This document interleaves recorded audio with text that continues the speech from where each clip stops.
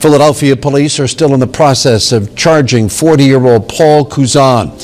He is the man who allegedly killed his wife of 9 days with a hunting crossbow last night in their Northeast Philadelphia home. Neighbors said they saw Kuzan standing in the doorway nude, ranting incoherently. It was a shocking crime in Northeast Philadelphia. A mother was killed by a crossbow. He seemed fine until a couple of weeks ago. She shared this surveillance video of what she says shows Kuzan walking along the strip mall naked, threatening people along the way. 2 Thursdays ago, he came out. He was running up and down the strip here, and he came into the jiu-jitsu place here, threatened to kill some of the people next door. Neighbors tell Fox 29 off camera that last night Kuzan was running around naked too, as his wife was fighting for her life. Witnesses say Kuzan was yelling, "She's the devil."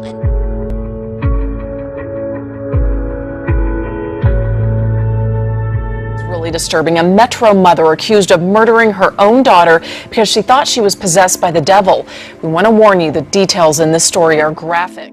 Myself, I was like, why haven't you called the police or anything, Why haven't you called them?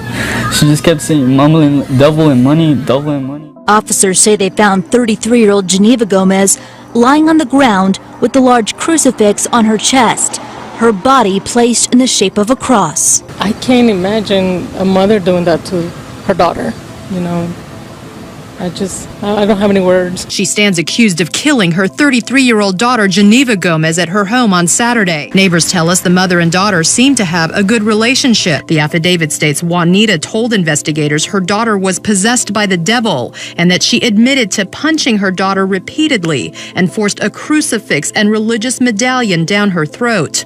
The court papers also state Juanita had very swollen hands and that she told investigators those bruises were from her daughter fighting her attempts to rid Satan from her daughter's body. Greenwood police say a man was claiming to be Jesus before they tased him. That man later died.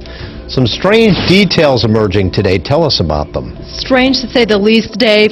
On police body camera, you can hear 30-year-old Charles Todaro telling police he's identifying himself as Jesus Christ. He was also, you can see in the video, waving around a Bible when they ended up tasing him 16 times. Todaro was acting erratically, they say, intentionally walking into oncoming traffic on a busy Madison Avenue just south of the Greenwood Park Mall. Police say they did try warning him, but he didn't stop.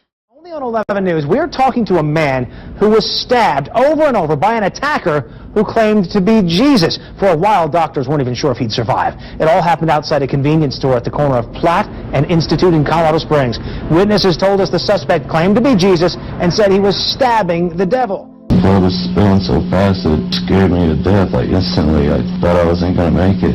Last Wednesday, Jonathan Ledbetter was going to the barber shop in this strip mall and walked up to the suspect to ask about the shop hours. It just happened so fast. New details tonight in the trial of a man accused of killing a New York State trooper. Investigators say Alman Upton told police his name was, quote, Jesus Christ, just hours after he was arrested for striking and killing Trooper Skinner.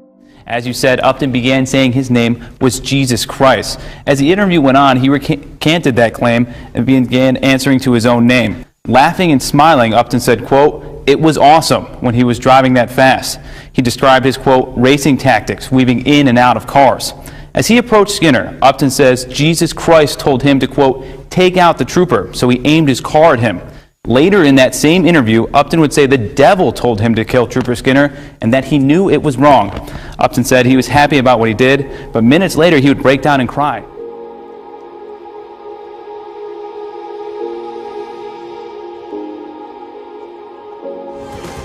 Cody Lott tells police that Friday's deadly shooting was not senseless because he planned and thought it out after talking to the devil. Moving on to other top stories, sheriff's investigators say it was no accident, a crash that caused major damage to a Northeast Bexar County home. They say it appears that the driver intentionally rammed a pickup truck into the driveway, sending it into a house in the 7900 block of Horse Hollow.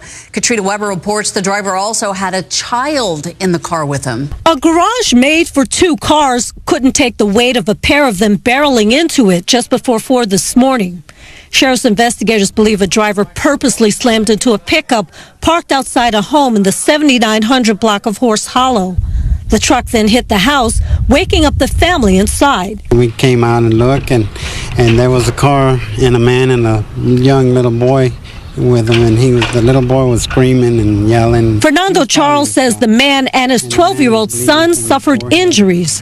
While waiting for help, he says things got even crazier. He grabbed me, like this, and he was telling me that he was Jesus Christ and he was going to die and I was going to die. Deputies at the scene told us the driver seemed to be suffering from delusions.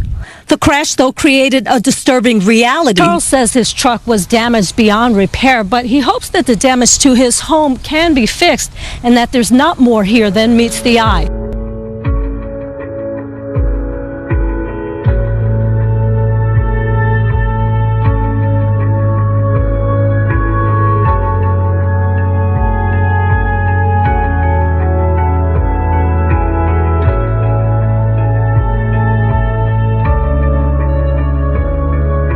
Child thrown into a pool, his head forced underwater, deputies say, by the man who was supposed to be taking care of him for the day. Deputies say the guy used a neighbor's backyard pool to, quote, baptize the kid. This is on Outrigger Drive.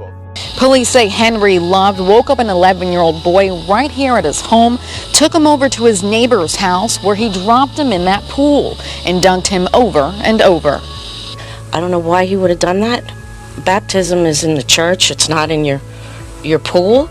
I don't have an answer for him to do that. Patty Totoni says she's been living next to Love for 6 years now and says he's a quiet, decent man. Anytime I see him, he's always waving hello. Very conservative neighbor. I wouldn't mind having him. I love him as my neighbor, to be honest with you. This police report says Love told authorities he was awoken from his sleep by God and that God told him to baptize the boy, tossing him into the next door neighbor's pool in what the child says was nasty and green water with bugs in it. Oh, I would have never thought anything that he could do anything wrong, especially to his grandkid. I mean, his niece or nephew. Is stabbed to death after allegedly breaking into a neighbor's house. And he claimed he had been sent there by God. Fox 2's Paul Shank. I don't know. He kept saying like demons was attacking him. I didn't believe the crap. I don't believe it like that. Was he taking medication? He was, but he stopped. He stopped taking the medication, and he started doing better. And it just went bad after that. It just went bad. Police say the suspect, Adam Willoughby, stopped by the home on Manette earlier Sunday evening. I knocked on the door and told the homeowner that he was God and he was there for him. He was barefoot, and it's simply when he made that comment, he just turned around and left. But he came back. This time, police say smashing a front window. A Lubbock man remains behind bars tonight in connection with a shooting earlier this week. 26-year-old Jerry Lee Garza is held on a $500,000 bond, charged with a parole violation and 2 counts of aggravated assault with a deadly weapon. It happened around 1:30 Tuesday morning in the 4800 block of Canton Avenue. According to the police report, Kimbra Andrade and Jory Smith were both found shot on the bedroom floor. The report states that Smith was shot in the back while Andrade was shot in the hand. Authorities say the 2 victims identified Garza as the shooter. The report goes on to say that Andrade told police she had known Garza for years and that he mentioned, quote, seeing demons before the shooting.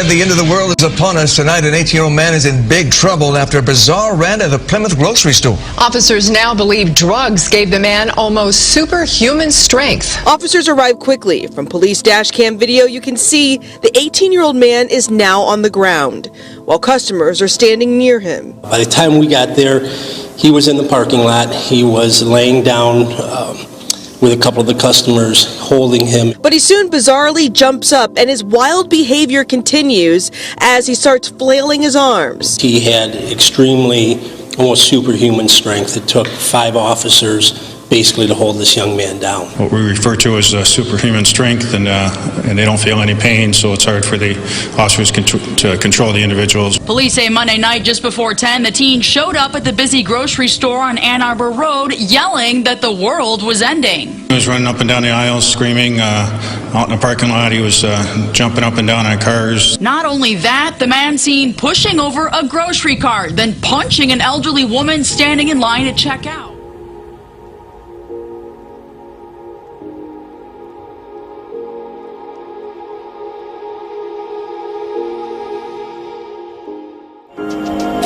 says his truck was damaged beyond repair, but he hopes that the damage to his home can be fixed and that there's not more here than meets the eye.